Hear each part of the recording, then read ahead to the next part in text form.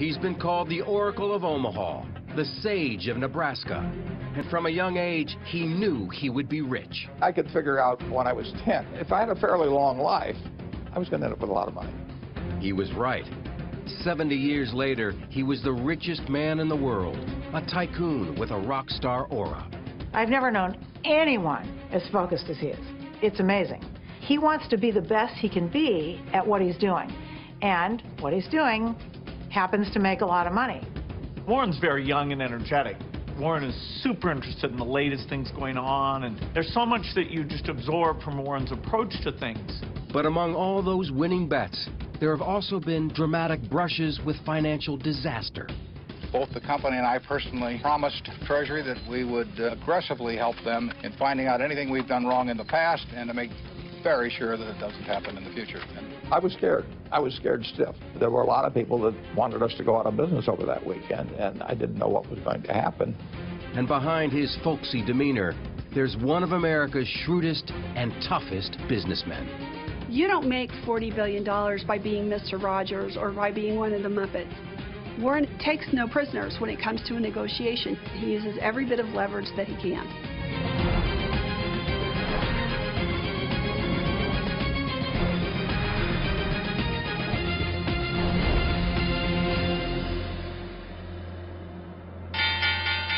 This is going to be one of those days that lingers in the mind. The Dow was down 200 or 300. Nobody knows what's in these bundles. A Category 5 test of our financial level. It was a terrifying moment in U.S. financial history. In 2008, some of Wall Street's biggest banks and investment firms were about to fail, threatening to take much of the world's economy down with them.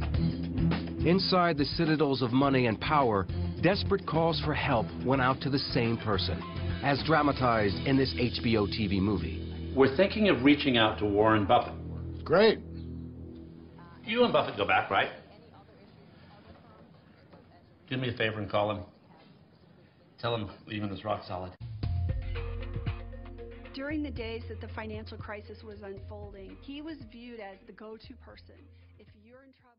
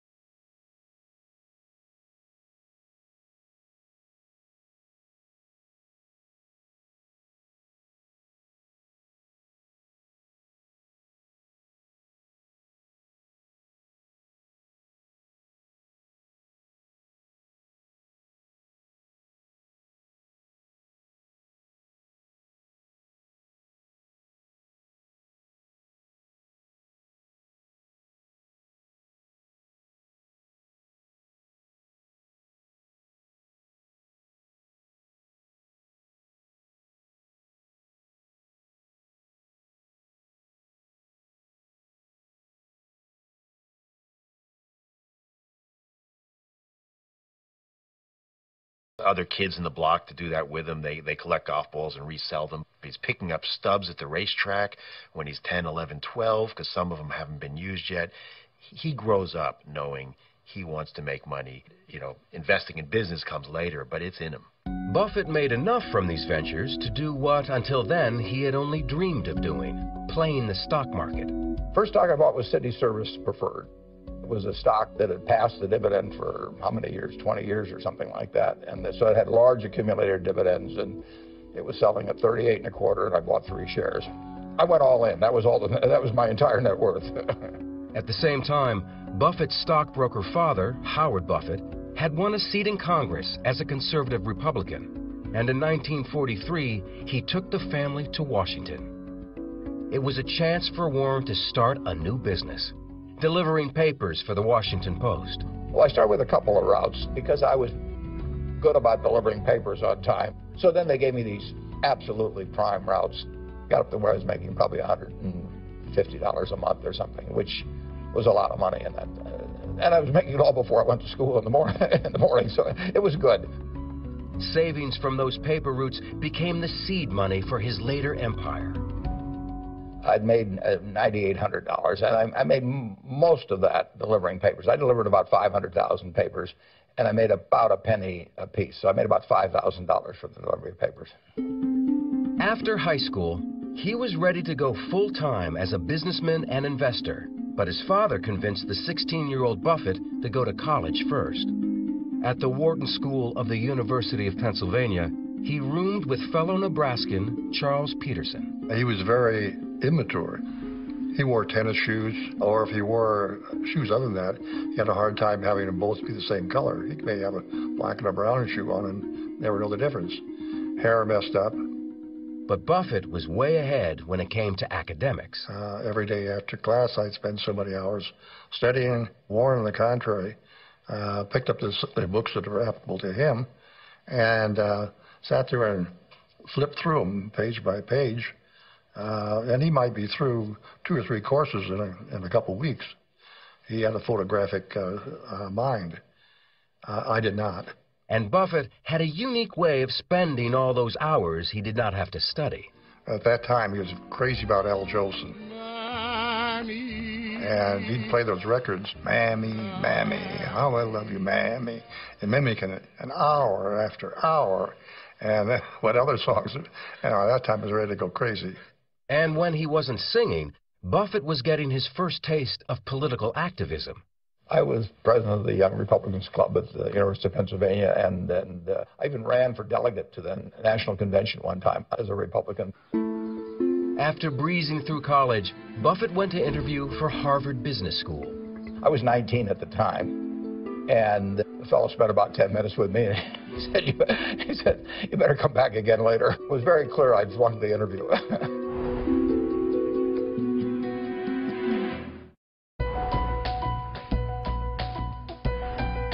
After being rejected by Harvard, Buffett set his sights on Columbia's business school, where Wall Street maverick Benjamin Graham was a professor. Graham's investment philosophy was simple, but it defied conventional Wall Street wisdom. Many people take their cues as to what to do from what the market itself is doing. But Graham would tell you that the market is there to serve you, not to inform you. And basically he was saying the market will be wrong. Now, that flies in the face of what a lot of other people think. But Graham would say that sometimes the market is very, very wrong. And if you look at the prices of stocks as buying pieces of businesses, you will be able to recognize when the market is very wrong. Graham's way was to find undervalued stocks that were off the radar. And Buffett became his most devoted disciple. He taught us to find a dollar bill that was going to be, you could buy for 50 cents, but the dollar bill wouldn't necessarily increase in value very fast. And I analogize that to essentially walking down the street looking for cigar butts with one puff left in them, and they weren't very attractive, and there was maybe only one puff in them, but they didn't cost anything. Armed with the Graham philosophy, Buffett headed back to Omaha to start his own business. He said, I'm going to form a partnership. And he said, would you want in? I said, sure, I do. There was only 7 or 8 people in that original partnership. Convincing people beyond the first 7 investors got rockier. My sales pitch wasn't very effective. I was 20 years old. I looked like I was about 16, and I probably behaved like I was about 12. So I would go around and call on people. They were always nice to me. But I would see a Mr. Smith, and I would go through all of these facts and figures about why you should buy some stock. And when I got all through, in my head, I would count to 3. I would go 1, 2, 3. And then Mr. Smith would say, "What does your dad think?" And I would always want to hit him. But it was frustrating. Buffett knew that he had to be a better salesman, so he turned to popular self-help guru Dale Carnegie. Well, I had to be able to communicate with people better, and I mean in groups particularly. I just knew that I couldn't go through life terrified of public speaking, and I'd heard about the Dale Carnegie course. And he applied those lessons when he began dating hometown girl Susan Thompson. I mean, I proposed to my wife during the Dale Carnegie course, so I mean, I got my money's worth right during the course. I had the intellect to succeed, but I did not have the persona. I was not put together as a person until I met her. Buffett was finally ready to put his career in gear. He was picking stocks that others were ignoring, and his stocks kept going up. Little by little, word spread around Omaha that the kid knew what he was doing. He's devouring every annual report, and they stay devoured. He remembers them, and he's got these balance sheets in his mind so that if a stock gets cheap, 3 years later, he remembers what the fundamentals of the company are. This is a buy now. In the first 5 years that Buffett was in business, the Dow rose by 74%, while Buffett's investments had gone up 250%. In 1961, at the age of 30, he reached millionaire status. Friends like Stan Lipsey saw that he was still operating as a one-man band. His study was right off the bedroom in their house. He wasn't even in an office building at that point. And they had 3 kids. And people joke about Warren not knowing his kids, and that's, of course, a great exaggeration. But the fact of the matter, Susie stabilized the family so that Warren could do the studying that he needed. His wealth was growing rapidly, but you couldn't tell that from the way the family lived. Their home, which Buffett still lives in, was bought over 50 years ago for $32,000. His children all went to public schools. Susie Buffett is the eldest of 3 Buffett children. We grew up in a way that I think is probably different than most kids if you've got a dad who has what my dad has. I mean, we didn't get cars when we turned 16. We didn't live any differently, really, than most of the other kids we knew. The biggest change in the Buffett household was that Warren was moving away from the staunch republicanism of his father. Civil rights had the biggest effect on changing my views on politics. Neither party necessarily covered themselves with glory on it, but it was clear to me that a basic change, a really basic change in civil rights was called for, and the Democrats seemed to be much more attuned to that than the Republicans. And Buffett was about to make an even bigger change in his professional life.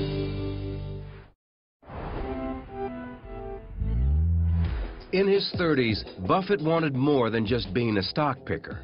He wanted to find companies that he could buy a controlling interest in, and he found one 100 miles away in Beatrice, Nebraska. Dempster Mill was a company that was really not doing very well. It was in the windmill business. Windmills now have come back, but it was not a good business to be in 50 years ago. But the stock was selling very cheap, so I started buying stock in that. It was a business that had built up a lot of inventory that it didn't need, and it had a labor force that was too big. So it was a company that just needed to be downsized. And of course, the town that it was in was very small, and it was the main employer. 100 people lost their jobs, and Buffett took the heat. What it taught Warren Buffett was that he did not want to get involved anymore in businesses that had labor problems, where he would have to fire people, where he would have to get involved personally in the management. He wanted somebody else to do that. It became another guiding principle of Buffett's evolving master plan. Buy businesses whose management you trust enough to leave in place. Buffett's next big investment also looked like a potential failure. It was a textile mill called Berkshire Hathaway, whose stock was selling for $7.50 a share. We bought a textile company that was destined eventually to go out of business, just like every other New England textile company did. It was a mistake. Glenn Tung is a managing partner for T2 Partners. Berkshire Hathaway was not a good business. They didn't have a competitive advantage that allowed them to earn a sufficient return on the capital invested in the business. So while they were profitable to some extent, that profitability was inexorably being squeezed. When the cash was extracted out of Berkshire Hathaway, it was reinvested.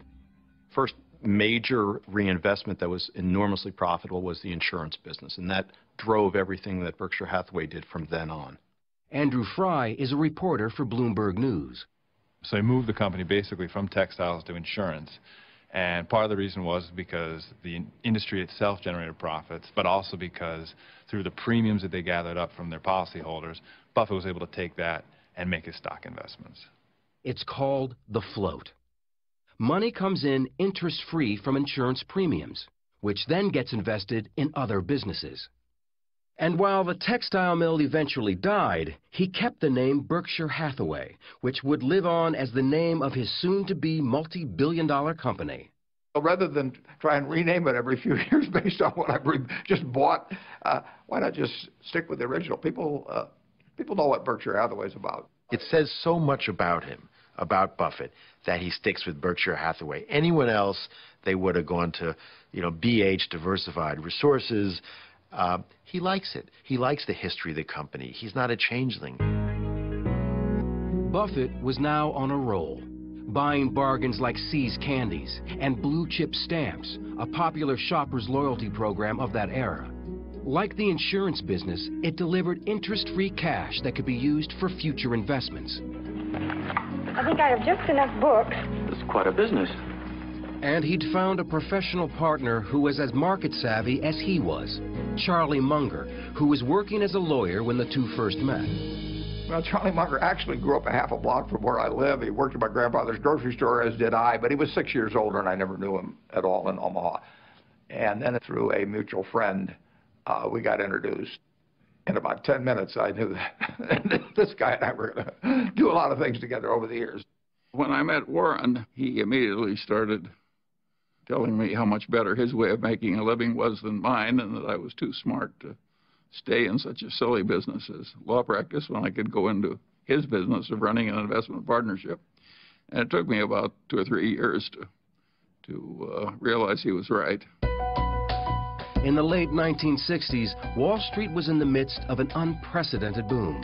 Stock prices were soaring as everyone rushed into the stock market. But for Buffett, it was time to get out. I was running a little over $100 million and had a lot of happy partners. And I wrote them a letter and I said, I don't know how to play in this game anymore. The valuations have gotten to where I can't find things. I terminated my partnership in 1969. It seems counterintuitive, but Warren has always quoted Gus Levy, who said, "Be greedy when others are fearful, be fearful when others are greedy." And Warren knew that the party would come to an end and at some point the bubble would burst. Buffett was 40 years old and was worth more than $25 million. But without the partnerships to oversee, he started getting restless. And in 1973, made a fateful decision to buy into a California bank called Wesco. The problem was, Wesco was in the middle of a merger deal with another company. And the next thing you know, the company that was going to buy Wesco complained to the Securities and Exchange Commission that Warren was trying to bust up their merger, which would have been illegal. And so an investigation launched. The SEC went through every nook and cranny of Buffett's businesses, and what they saw alarmed them. Buffett and Munger's investments were a complex spiderweb of ownerships and cross-ownerships. We had drifted in since we had several companies, so the whole thing looked like so much spaghetti that had been done for some evil master purpose. We didn't feel we'd done anything improper, but there were a lot of rules, and the question was whether we'd violated any of them. Stanley Sporkin was director of enforcement at the SEC. Anytime you find that things are so wired that they take a long time to be able to understand them, that types of activity like that raises a suspicion that maybe somebody is doing that to get away with something. What also raised investigators' suspicions was that Munger and Buffett were offering Wesco shareholders a higher price for their stock than they could get on the open market. So we just kept buying until our allotment ran out at 2 or 3 points higher than we had to. Well, that was a very eccentric thing to do, but we thought it was the right way to behave, and the SEC went berserk. You can't manipulate a stock. In other words, you can't take actions for the sole purpose of causing that stock price to increase. And if you do, it violates the law. The accusations stung. The Wesco investigation was really the first time that anyone had ever challenged Warren Buffett's reputation. And he responded to it almost as though a rattlesnake were about to bite him, because it really threatened his career. Trying to head off disaster, Buffett's lawyer made an unorthodox appeal to Stanley Sporkin. And saying, look, Stan, even though this doesn't look good from your standpoint, I want you to take into account the character of the individual. In my view, meaning Rickershauser view, he probably is going to be the #1 person in the financial services industry of all time. The appeal worked. Buffett's company, Blue Chip Stamps, was fined just over $100,000, but no charges were filed against Buffett. So he became even stricter, even more proper in his behavior and in worrying about his reputation.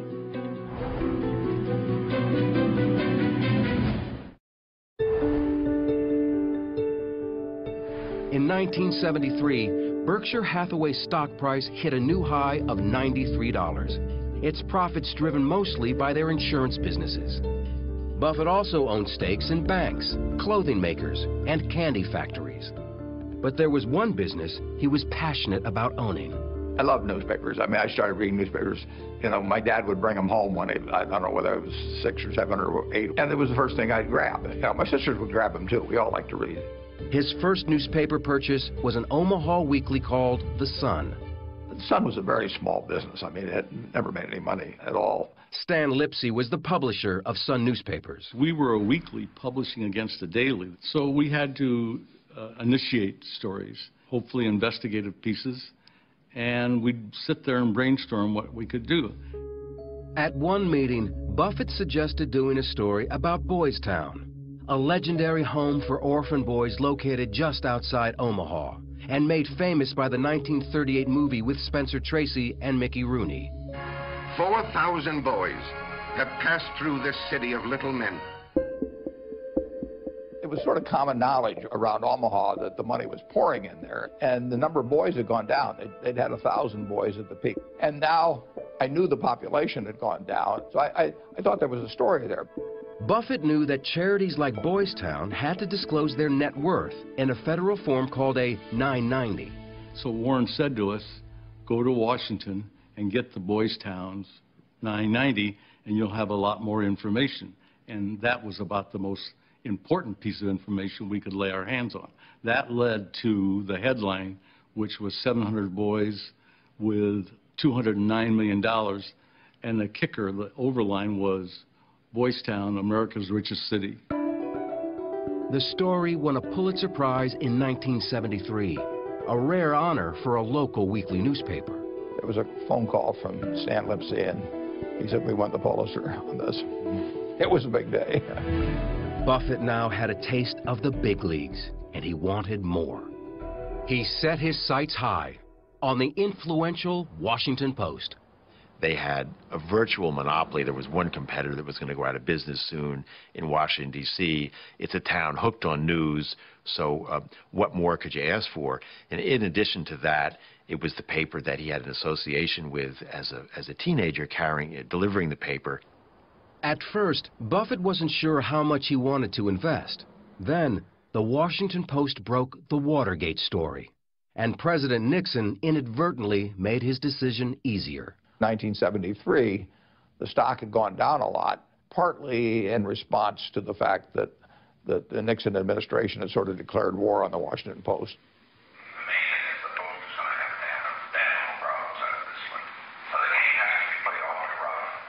The stock eventually fell, I think, from 38 to like 15 or so, and we bought a lot of stock in a very short period of time. I mean, people were barreling out of the stock, big institutional investors. And the interesting thing is when we were buying that stock at $20 a share, if you'd asked the people who were selling it to us how much the company was actually worth the businesses, they would have said $100 a share. But they sold it anyway. I salute the Nixon administration for stirring up the dust at that time. Buffett's rule had always been to keep his distance from his company's managers and executives. But that was not the case at the Washington Post. where publisher Katharine Graham became his social partner and confidant. What Katharine Graham offers to Warren Buffett is a seat at the larger table. Suddenly, he's at dinners with Henry Kissinger, and suddenly he's not just an investor from Omaha. He's a part of the scene in Washington. He's meeting Ben Bradley, the President of the United States. This was not his world, and Katharine Graham was really his entree into that world. She was in a business that fascinated me, so she would invite me to these various Washington parties, which were interesting. I saw parts of the world that I wouldn't have seen otherwise if we hadn't become friends. But as Buffett's social circle widened, his wife Susie was feeling increasingly isolated back home and made a bold decision, unusual for a Midwestern housewife of that era. She was not divorcing Warren, but she left Omaha for San Francisco to pursue a new life and a new career as a singer. I get why she moved. My dad was getting more famous, and my mother was so not the Mrs. Warren Buffett type at all. You are in a fishbowl, and everybody wants stuff from you, and it's just, it's not so much fun, really.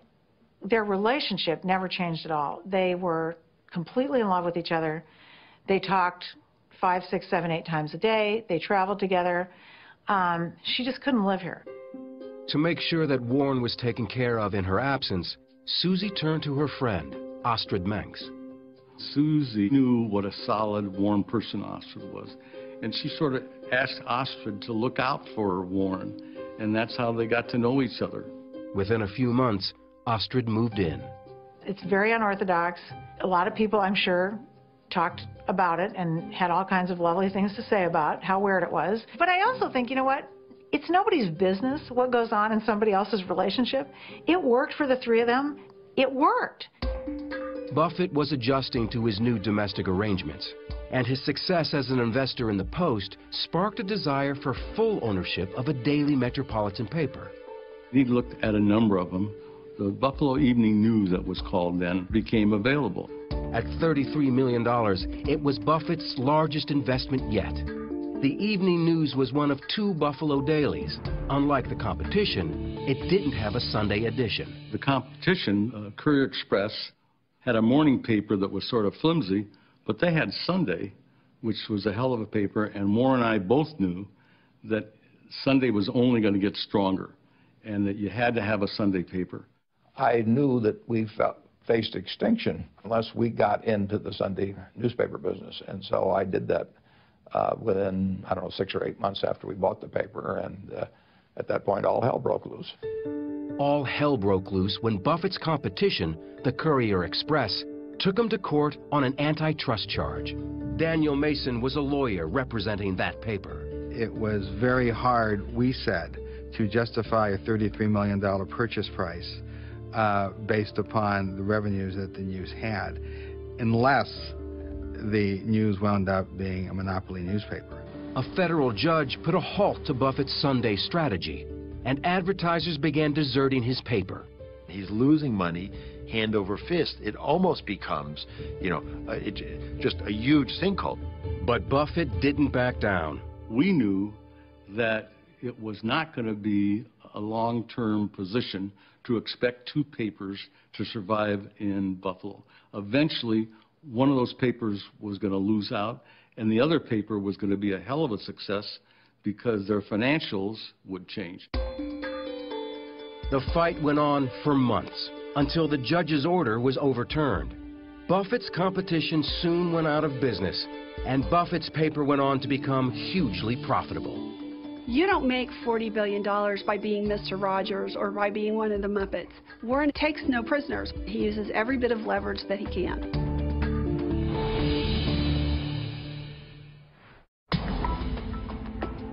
In 1985, Berkshire Hathaway stock was $2,000 a share. Buffett was now a billionaire. That same year, he made history yet again when he helped finance Capital City's takeover of the American Broadcasting Company. It was the biggest media deal ever, and one that also led to guest appearances on ABC soap operas. Oh, Warren, are you thinking of buying out a cosmetics company? Oh, Erica, I'd never dream of going in competition with you. Oh, well, that's a relief.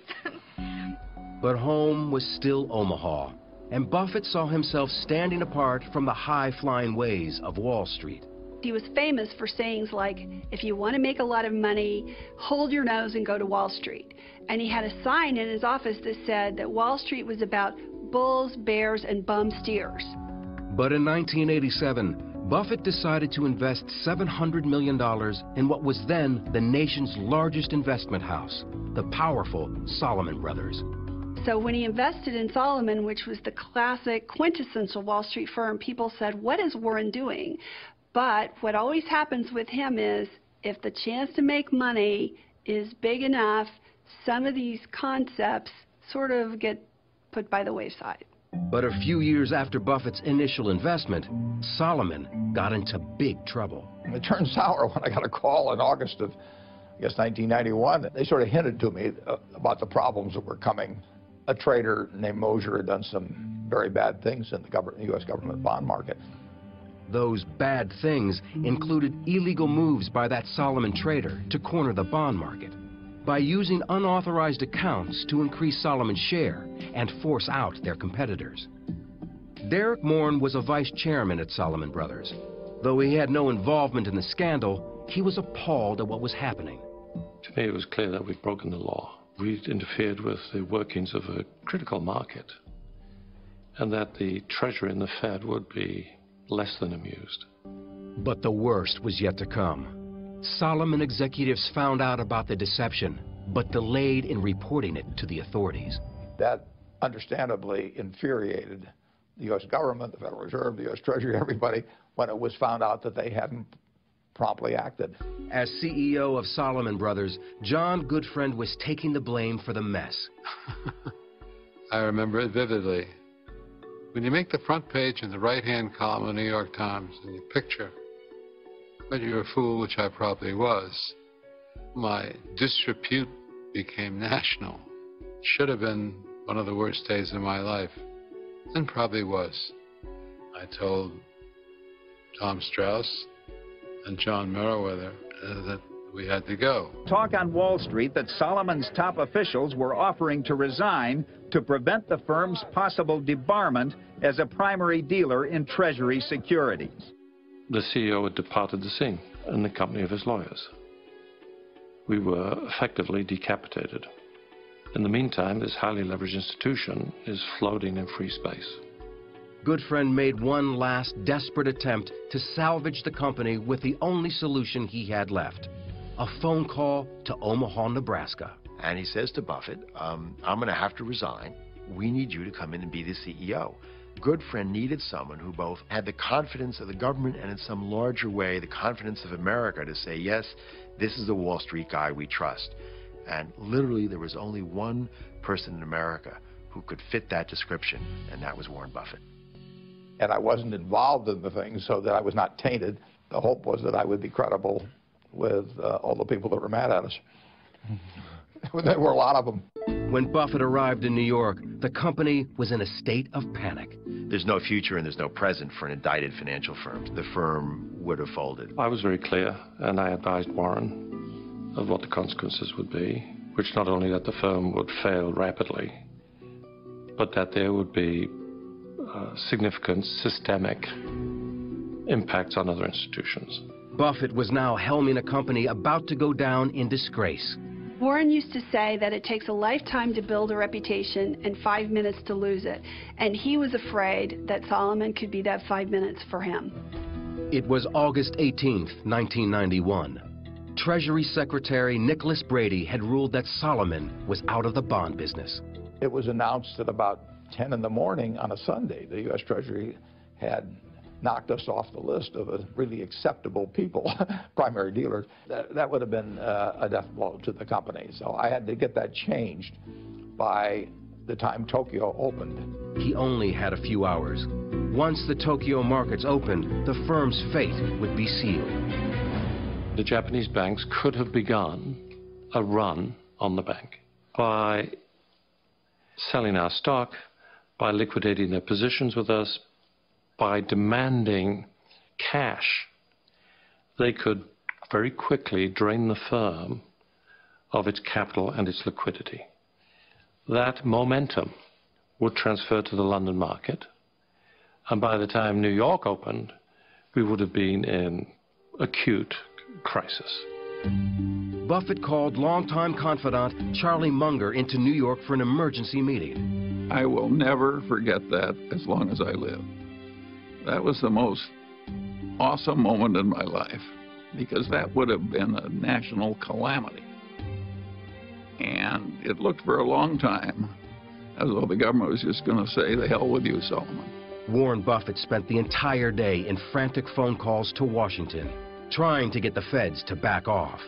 I was scared stiff, and it probably came through in my voice when I was talking. I was talking to Nick Brady, who was the Secretary of the Treasury, and Jerry Corrigan, who was the head of the Federal Reserve of New York. And these people were undeservedly, understandably, furious with what Solomon had done. And there were a lot of people that wanted us to go out of business over that weekend, and I didn't know what was going to happen. At the 11th hour, there was one final call with Nicholas Brady. There was a big emotional catch in Warren's voice when he was talking to Nick. And I think Nick realized that if he's that disturbed by this, maybe he's right that we should back off just a little. He didn't have to back off very much, just a little bit.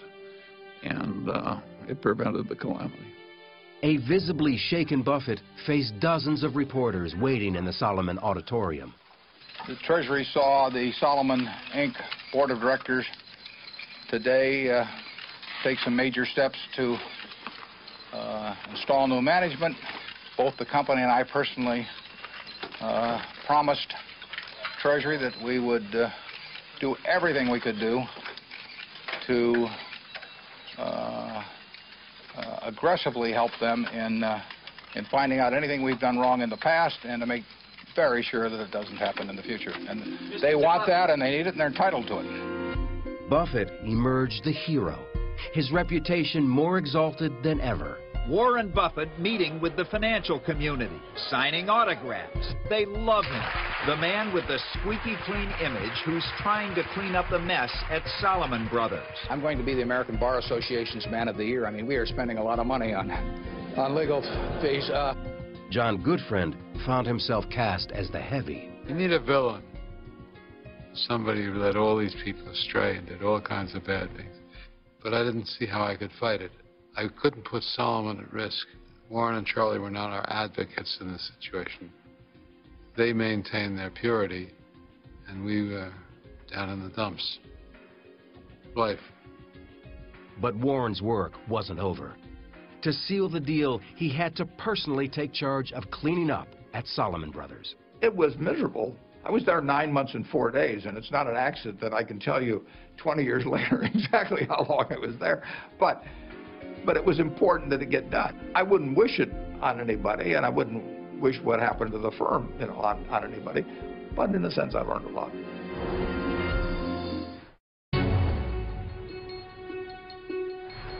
In 1993, Berkshire Hathaway stock hit $17,000 a share, and Buffett was world famous. But no amount of global traveling could change some of Buffett's ingrained habits. Let's talk about Warren's diet. Here are the vegetables he'll eat. Corn on the cob, French fries, hash browns, and the fruit would be banana cream pie, strawberry shortcake. I think that's the end of the fruit. He also drinks, several cherry Cokes a day. I've never in my life, and I'm not kidding, seen the man drink a sip of water, ever. When he went to China, he took a pile of coupons from McDonald's with him, and that he's in China for however long it was, and he ate McDonald's hamburgers. The 1990s and 2000s would be the era of Berkshire Hathaway's greatest expansion. Brought into the corporate fold was the nation's biggest furniture store, a leading mobile home manufacturer, Fruit of the Loom underwear, Benjamin Moore paints, Dairy Queen, Geico Insurance. Over 70 companies in all, with a combined 250,000 employees. If you look at the assembly of businesses that Berkshire represents, It's businesses that have been handpicked by Warren Buffett into his holding company that's reaching a level of recognition that many people in America never get to. He loves to use the expression that it's his canvas, and he, you know, like Picasso, he wants to paint, to work on that canvas as long as he is able, you know. That's what it's all about for him. Two of Buffett's new investments made headlines by flying in the face of conventional market wisdom. He bought his hometown newspaper, the Omaha World Herald, and he bought the Burlington Northern Railroad. Suddenly, Warren Buffett invested in it, and wow, railroads were the hot thing because they had all these virtues that somehow nobody recognized. That is the thing that Warren Buffett has done over and over, is he invests in something and then everybody looks at it and says, I saw it there. Why didn't I recognize these things all along? In Omaha, Berkshire Hathaway's annual meeting has become a place of pilgrimage for tens of thousands of shareholders. It's really an amazing thing. The stadium is filled, and the spotlights are on a small folding table with two 80-year-olds at that table, and those two 80-year-olds have more stamina than anyone else in the room. Hi. They're dying to see Warren Buffett and hear what he has to say. His favorite thing, I think, that happens every year is the shareholders meeting, and he gets energized from it. He goes nonstop from Friday to Sunday night, and as the weekend goes on, he gets more energy. Can't explain it. It's got to be those burgers. In the 2000s, Buffett was worth tens of billions of dollars, money he planned on giving away to a foundation to be run by his wife, Susie. But in 2004, Susie died of a stroke following cancer surgery. It was a huge shock for all of us. My dad, I can't explain how much he loved her and how much he relied on her. I am going to start crying talking about this. You know, he'll never totally get over it. None of us probably will, but she was really something very special. We had always sort of talked about things and planned things assuming he would die first. So when she died, it really was big. 2 years after his wife Susie's death, Buffett married Astrid Menks in a private ceremony. And he announced that he was pledging the bulk of his fortune not to his children, but to the foundation run by Bill and Melinda Gates. Bill Gates has been one of Buffett's closest friends since the early 1990s. So it was, you know, kind of phenomenal. It made us step up our ambition level, add a lot of things we wouldn't have been able to do, and so now every year it's a gigantic gift that allows us to be double what we would have been without it. They're young, they're energetic, they work much harder at it than I would. I get to keep doing what I love doing, you know, and they're going to achieve the same things much better than I would. It's a perfect solution for me to get somebody else to do the work. I've always been good at that. But as his 80th birthday approached, an international crisis would open yet another new chapter in Buffett's life. Absolutely stunning morning on Wall Street. Lehman Brothers filing for bankruptcy. In 2007, a single share of Berkshire Hathaway stock hit an all-time high of $150,000. And people call this work. But the next year, the entire U.S. economy was in crisis mode. The Dow closed Monday's session down more than 500 points, with many of its financial institutions collapsing under mountains of debt. The dominoes started falling, and they were huge dominoes. They started falling at a pace that was breathtaking. The terrified bankers in New York needed emergency help from anyone that was still solvent. And it wasn't just money they needed. Warren Buffett is one enormous good housekeeping seal of approval. And if he's putting money into a situation, they're going to assume that he's intelligent enough to be making that investment because he thinks he's going to generate a satisfactory return off of it. And that will calm people's fears when fear is at its highest. Among the businesses that received lifelines from Warren Buffett were Goldman Sachs, GE, and later, Bank of America. If you have, Warren Buffett giving you that imprimatur saying, I have faith in the company, the market will recover, and, eventually it did. In 2011, Warren Buffett was awarded the Presidential Medal of Freedom. He's demonstrated that integrity isn't just a good trait, it is good for business. But who will succeed this financial icon at the head of Berkshire Hathaway? In 2011, the man seen as Buffett's heir apparent was caught in a scandal. High-level executive David Sokol was buying stock for himself in a company called Lubrizol, while pitching Lubrizol as a Berkshire acquisition. He should have disclosed it to me initially, and then I would have had him sell it or do something of the sort, or we wouldn't have bought the company. I mean, it just was not something that should have been held back. David Sokol left the company, and that crisis ended. In 2012, Buffett announced that he was being treated for prostate cancer, and that he's identified his successor at Berkshire. But that name has not yet been made public. What he has made public are the political and economic causes that he feels passionate about. I think in the last couple years, he has seen some places where he thinks if I open my mouth, it might make a difference. What he's most vocal about is what he sees as the inequities of the tax system, something that's come to be known as the Buffett rule. There's all kinds of ultra-rich who pay normal taxes, but there's a small segment, but you can find them very easily, who pay very low taxes, including me. He considers himself, you know, lucky to have been born in America at this time in history. Buffett is just a unique character who came along in a period when America became fascinated with finance, who did it better than anybody. You know, he's been able to bring Wall Street back to Main Street in a way that I don't think we'll ever see again. I think he's one of the most memorable people I've ever met. He's touched a lot of lives with what he's done, and everybody that he's dealt with has made money doing it, and has improved their life.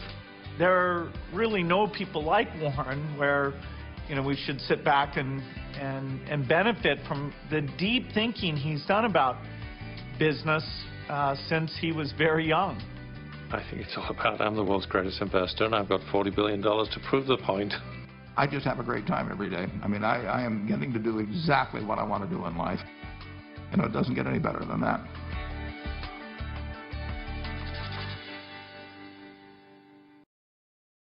Hello, everybody. This is Megan. Welcome to our company, First Class Billionaire Investments, founded by Jerry and Stuart Poppleton. Jerry, who is the big-time CEO of the holding, had the vision to see everything globally and on a very long-term perspective. One of his wisdoms was, do not waste 10 minutes with an investment opportunity if you do not consider to hold it for the rest of your life. Our portfolio includes contemporary mansions in the Hollywood Hills, New York, London, Berlin, and Milan. Furthermore, we look out for his new book regarding investments and rule number 1, to become a billionaire. If you have any questions, no matter what it is, please get in touch with us. First Class Billionaire means to see the value of a bigger picture in an old-fashioned, sophisticated way. Jerry used to live in many different countries, United States, United Kingdom, Austria, and Germany, before he made the decision to become a self-made man. His philosophy is old-fashioned money and not new, unaesthetic behavior. From it comes to real financial wealth. Jerry F., the founder of First Class Billionaire, goes directly for generating wealth and never short-time richness. We want to take you on a lifelong journey. We from the company want to take you places you have never been before. Please subscribe also to our newsletter that's going to inform you about our recent activities. The company First Class Billionaire Limited stands for sophistication, old-fashioned money, family business, family values, and contemporary wisdom. Be a part of our first-class billionaire world, a world full of old-fashioned wealth, what is a part of our DNA. Please take a journey through our webpage and enjoy the real estate portfolio.